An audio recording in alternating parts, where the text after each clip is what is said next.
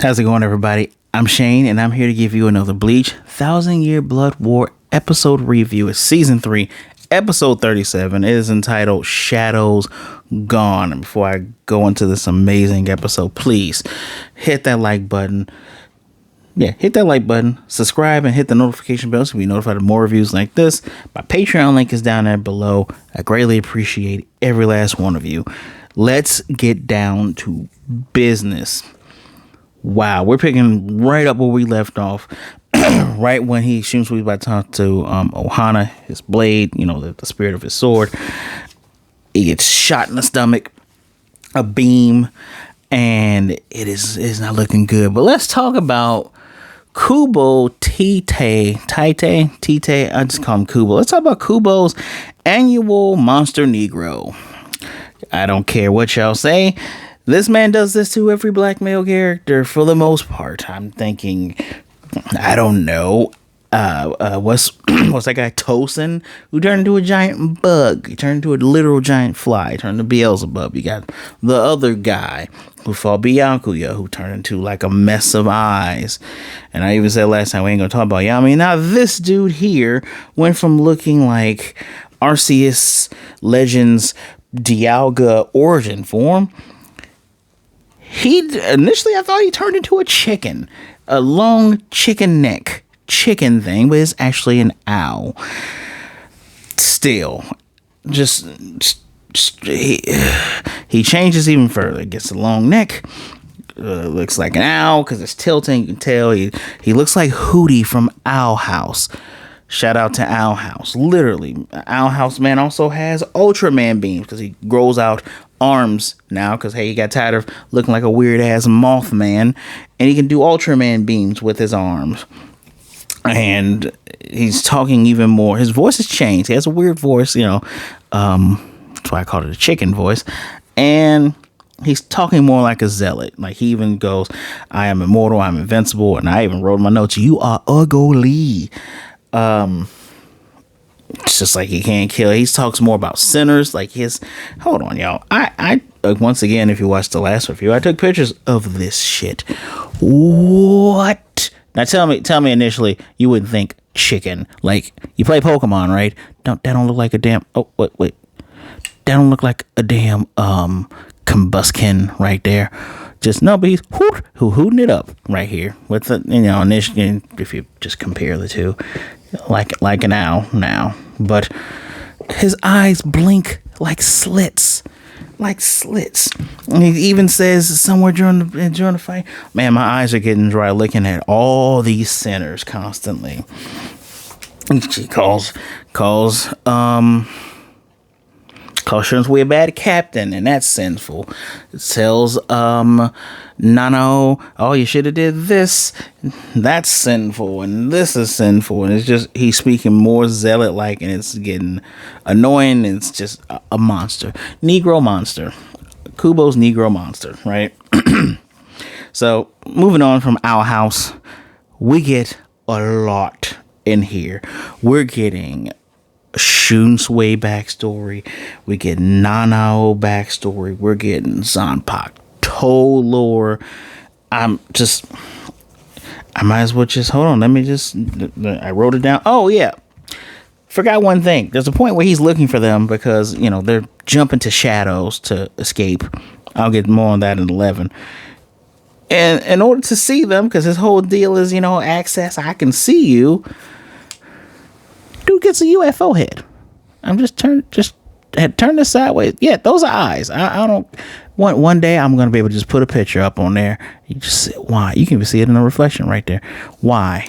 Just why did this season is filled with the season 3 is filled with the freakiest shit you've ever seen. Just wow. Got his little stupid little halo up there too. The eyes are moving around it. Like it's like nothing in the body is. It's so weird. It's so weird and so gross. So let's talk about. So for those who don't know, Nanao's last name is Issei.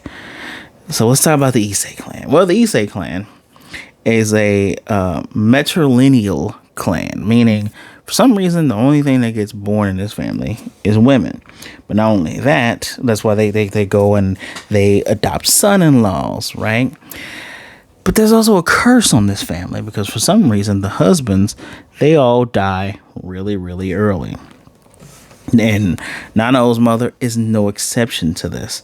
But as a matter of fact, her mother, and I feel like Shunsui said her name when talking in the past, Kanojo. I think her real name was Kanojo, because Kanojo is also a word that means girlfriend. Pretty sure her name is Kanojo. And you know how subtitles do on these platforms. They don't give you everything. But hey, I studied language. Still currently studying the language. I can help you out there. So her mom wanted to break free of the clan. She wanted to get free of that curse.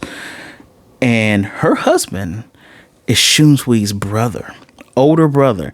And when you see this man, it's like, oh shit, you look alike.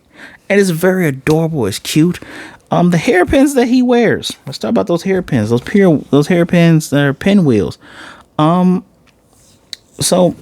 Mama Issei gave one to Shunsui's brother, the pink one. She kept the blue one because she can't be out there while he's fighting hollows, but maybe if they have a piece of each other, it'll be like they're together.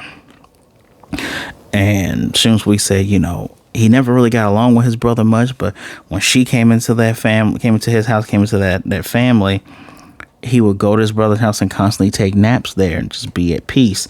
We get a couple moments where we see her wake him up, and it's adorable and it's loving, and then his brother dies. And then you look and you say, wait a minute, don't he have two of the pins in his... Oh yeah, they're gone. Wow. Shunsui blamed himself for her mother dying because she broke away from the family, wanted to get away from this curse, wanted to get away from the Issei lineage. But noble families like that, big nobleman families like that, something happens.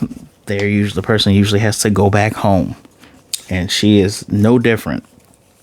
Now, somewhere down the line, when Shunsui is in the Soul Society Academy, a bit taller, a bit older, she entrusts that their family Zanpakuto to him. The Issei family, they don't get individual Zanpakutos. They have a ceremonial Zanpakuto that's passed along generation to generation. And she entrusted this blade to him because she believes that the curse is within this blade. And she says, I don't want my daughter to have it. Her unborn child, who then became born, did not want her to have this curse. But don't worry, you're not Issei, you won't be affected by it.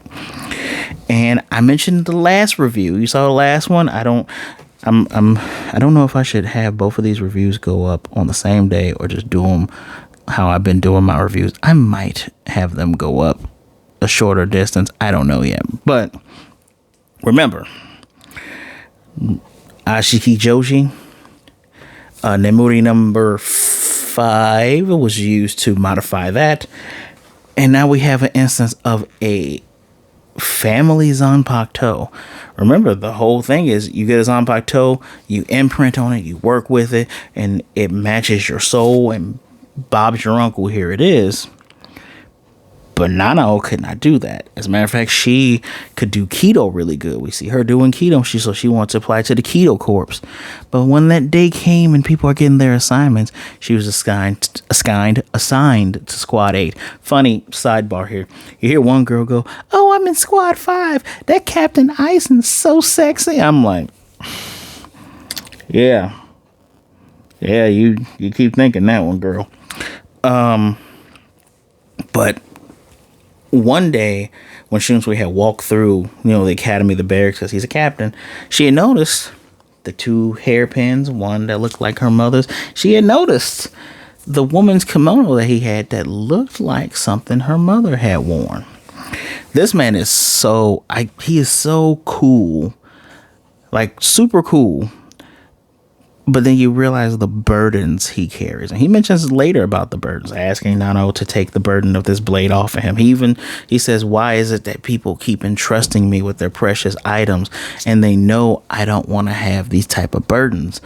But, because we see a flashback of right when his brother dies, he gives him the pinwheel.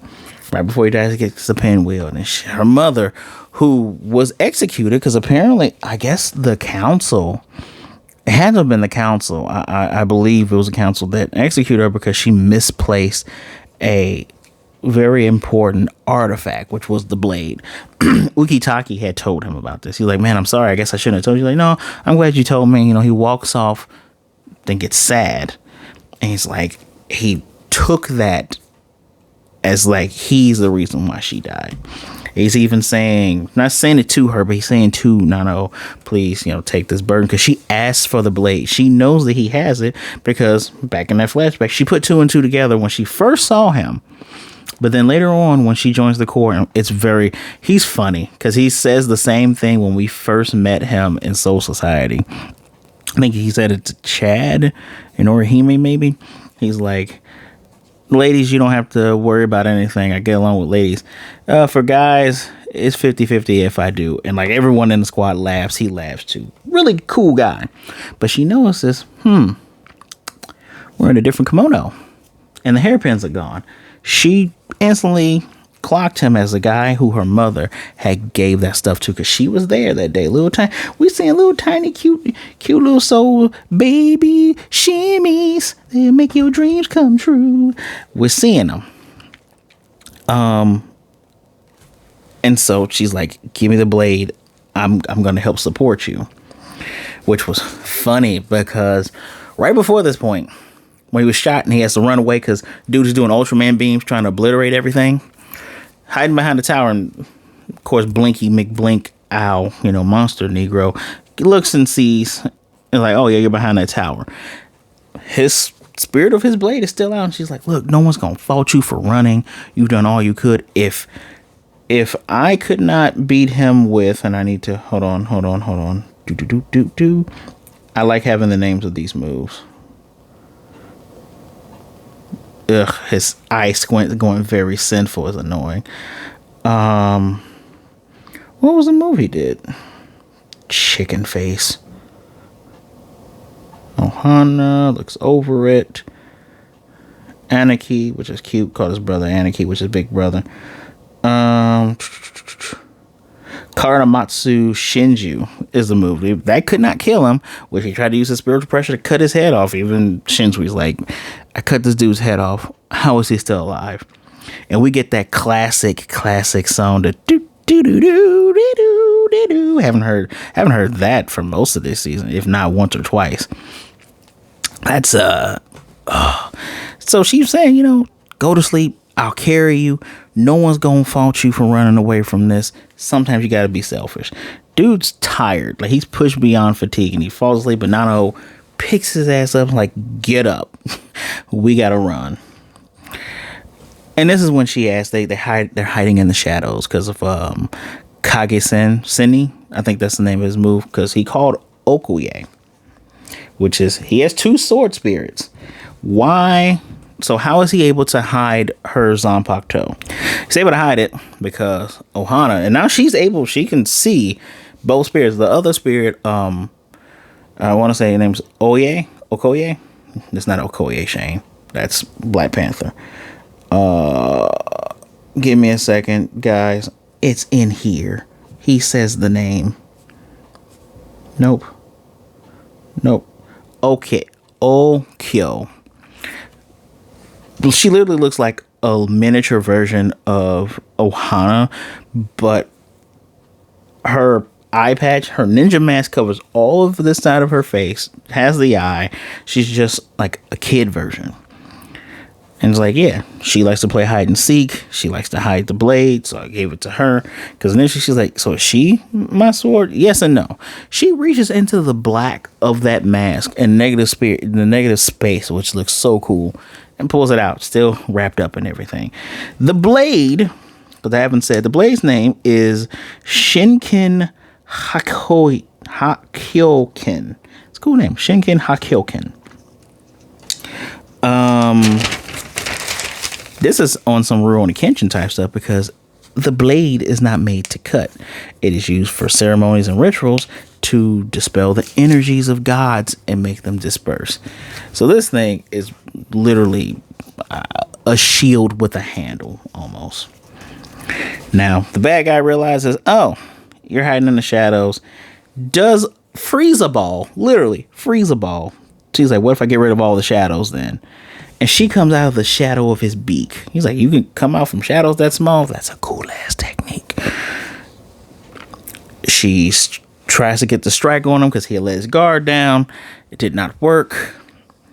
She's hurt, bleeding from her legs, and she's freaking out. Now, what I really appreciate, this is why this is one of my favorite episodes. Spoiler, one of my favorite episodes here is half of it is from him saying, you know, take this burden off of me, blah, blah, blah, blah.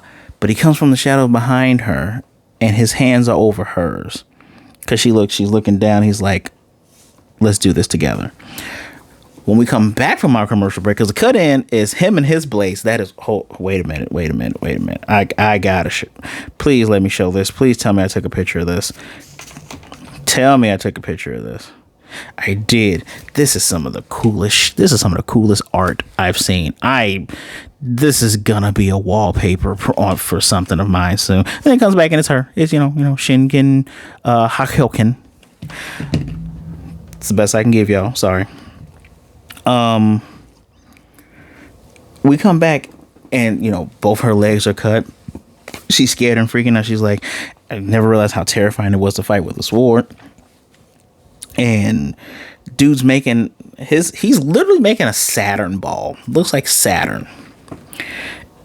And she's freaking out. But as soon as he comes, hands over hers, she's like, yeah, you're always there. Your kindness, you've always protected me. We get flashbacks of when she had fallen in the first I think it was Soul Society arc. It had to have been Soul Society arc.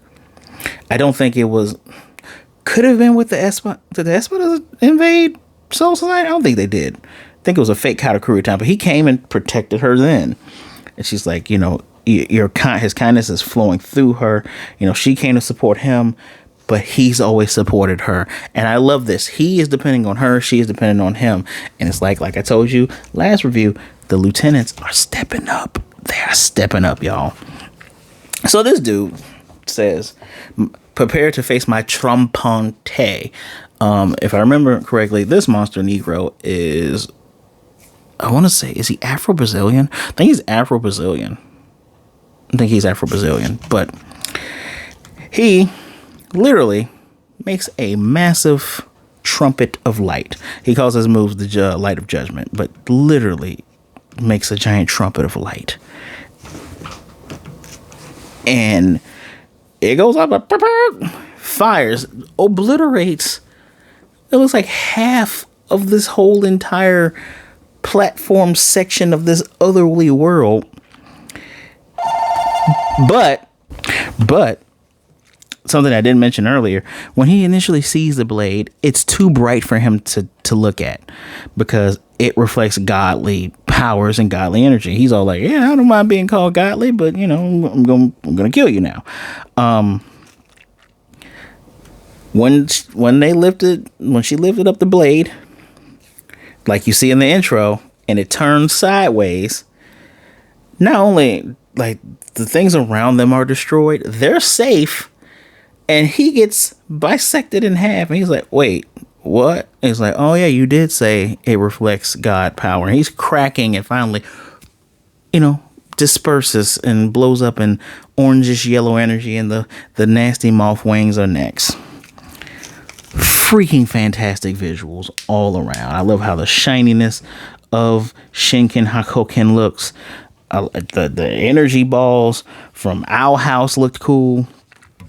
And again, another villain plays themselves and kills themselves. He got rid of himself. They didn't have to, well, they did something, but they didn't have to do too much. She slips on her own blood. He holds her up. He's like, all right, we gotta get back to the others. Takes 3 steps, falls because, yeah, dude, you were shot in the chest. He's like, how about we go after a quick break? I loved how, one of the things that I really appreciate about Thousand Year Blood War is they will tell you the titles in the greatest ways. They won't do the title in the beginning. The title will be at the end. But the way they show it is chef's kiss. And on this one, on this small patch that they are still on, they will show you this here. It was hard for me to take this picture too. Look at that. Shadows Gone. I know that is flipped in reverse and it's in pink. That was fantastic. I left this episode invigorated, rejuvenated.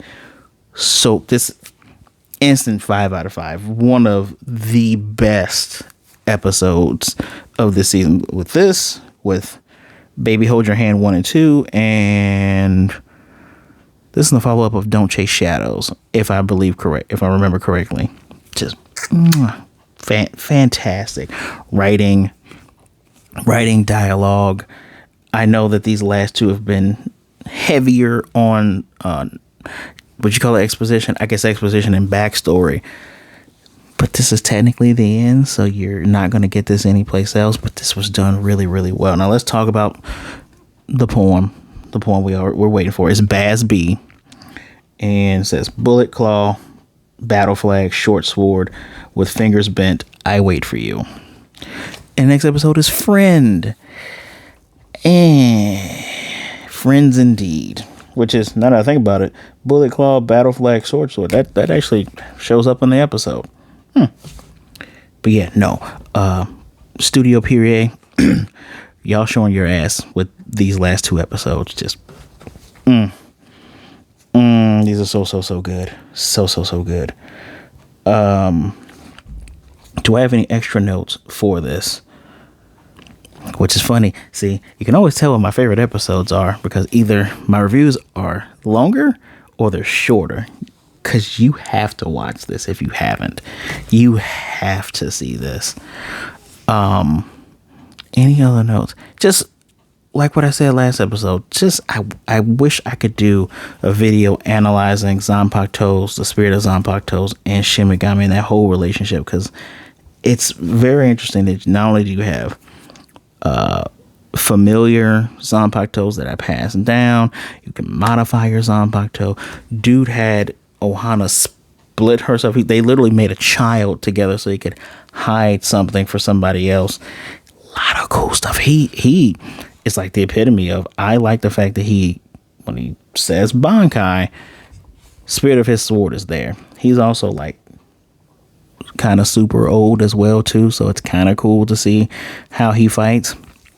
Like a serious, he seems like one of those characters is like,